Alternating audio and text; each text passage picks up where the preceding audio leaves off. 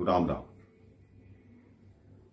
कहते हैं आप किसी के साथ धोखा करते हैं, किसी को धोखा देते हैं, किसी के प्रति पाप करते हैं, तो आप लाख कोशिश कर लीजिए, आप बच नहीं सकते। वो पाप आपके पीछे पड़ा रहता है, आपको दिन रात सोने नहीं देता। आपके मन में उसी पाप की ग्लानि घूमती रहती है। वो पाप आपको क्षणिक खुशी तो दे सकता है, लेकिन आजीवन परेशानी का कारण बनता है। दो परम मित्र थे, एक ब्राह्मण था, एक वैश्य था। बाल्यकाल से ही दोनों एक साथ पढ़े, एक साथ बड़े हुए। जब बड़े हुए तो नौकरी की तलाश करने लगे, लेकिन कहीं नौकरी मिल नहीं रही थी। दोनों ने विचार बनाया, दोनों ने अपने घर से कुछ जेवर चुराए और घर से भाग गए।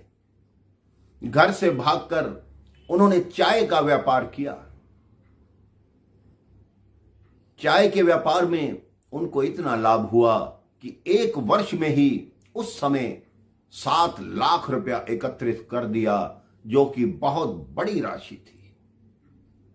अब उन दोनों के मन में विचार आया कि हम अपना कार्य, हम अपना बिजनेस, हम अपना व्यवसाय विदेश में चलाएं तो हमें और लाभ होगा।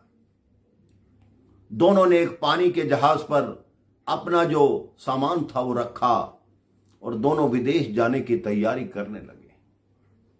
वो दोनों जहाज में बैठे। अभी समुद्री जहाज थोड़ी दूर ही चला था कि ब्राह्मण के मन में द्वेष आ गया, छल आ गया कि अगर अपने मित्र को मार डालूं तो ये पूरा 7 लाख रुपया मेरा हो जाएगा। अब जैसे ही उसके मन में पाप आया, उन्होंने अपने मित्र को बुलाया कि देखो देखो समुद्र में क्या है। मित्र भाग कर आया, उसने मित्र को धक्का दिया और मार दिया। अब ब्राह्मण ने जहाज को वापस घुमाया और अपने नगर को लौट आया। पहले उस वैश्य के घर गया, थोड़ा सा धन दिया कि ऐसे ऐसे समुद्र में डूबकर उसकी मृत्यु हो गई। अब ब्राह्मण के पास जितने पैसे थे, उसने अपना एक भव्य घर बनवाया, बहुत सी दुकान खोल ली, बहुत व्यवसाय कर लिया।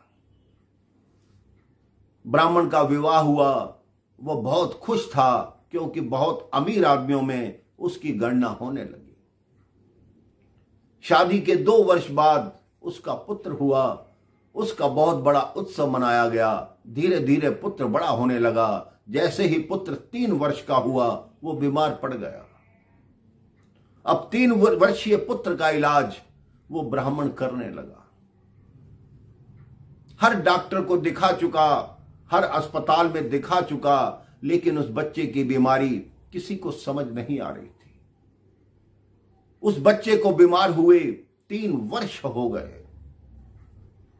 सेठ का पैसा, उस ब्राह्मण का पैसा धीरे धीरे धीरे धीरे करके समाप्त हो गया। उस बच्चे की बीमारी पर उसका घर बिक गया, दुकानें बिक गई, व्यवसाय समाप्त हो गया, लेकिन वो बालक ठीक नहीं हुआ। जब उसे बीमार पड़े हुए 4 वर्ष हो गए, अर्थात वो बालक 7 वर्ष का हो गया, तब एक दिन उसने अपने पिता को बुलाया कि मेरे पास आओ। अभी आपने जो मेरी हत्या की थी, मेरा पैसा जो आपने खाया, मैं वही आपका मित्र वैश्य हूं और आपका पुत्र बन के मैंने जन्म लिया है। अभी मेरे 700 रुपए शेष हैं, मैं मर जाऊंगा तो मेरी अंत्येष्टि में लगा देना। इतना कहकर उस ब्राह्मण का पुत्र मर गया। 7 वर्ष की आयु में ही उसको छोड़कर चला गया। ब्राह्मण को उसकी एक एक बात याद रही। ब्राह्मण के मन में अपने पाप के प्रति इतनी ग्लानि हुई कि उसने घर परिवार छोड़ दिया, अपने पुत्र का अंतिम संस्कार किया और छोड़कर चला गया। वो वैरागी बन गया। भगवान से बोला कि हे प्रभु, मेरे मित्र ने पैसे तो वापस ले लिए, लेकिन मेरे पर जो हत्या का पाप लगा है वो कैसे समाप्त होगा। अब वो भटकता रहा, भटकते भटकते उसने भगवान की भक्ति आरंभ की, कई सिद्धियां प्राप्त की, भगवान का भक्त बन गया। कई वर्ष बाद उसी वैश्य ने काशी में जन्म लिया। काशी में जन्म लेकर वो सन्यासी हो गया। एक दिन वो सन्यासी मथुरा जी में आया। वहां श्रीमद् भागवत की कथा चल रही थी और कथा कौन कर रहे थे? वही ब्राह्मण जो वृद्ध हो चुके थे।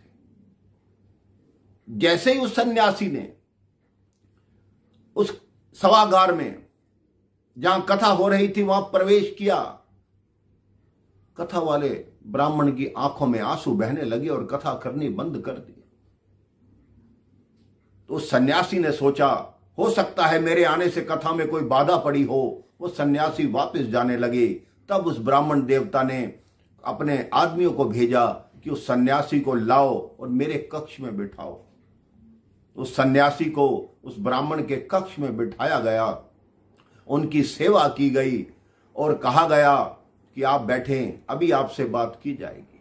जब कथा समाप्त हुई, ब्राह्मण देवता आए, उस सन्यासी के चरणों में गिर गए कि मुझे क्षमा कर दो, मेरी हत्या के पाप को क्षमा कर दो। उस सन्यासी ने कहा, ऐसा क्या हुआ है?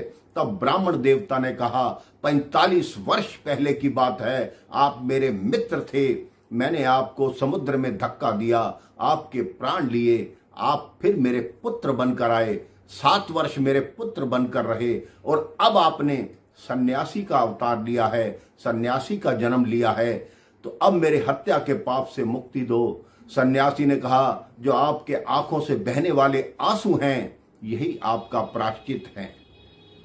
तो मेरे भाई बहन, अपने मन में ये सोच लीजिए कि आपने अगर कोई पाप किया है तो वो पाप जीवन भर आपका पीछा नहीं छोड़ता।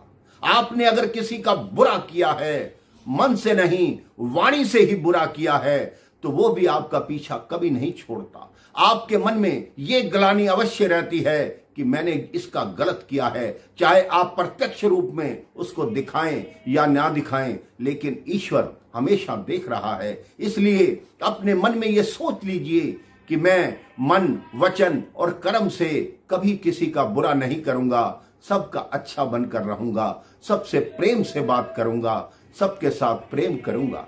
राम राम, जय श्री राम।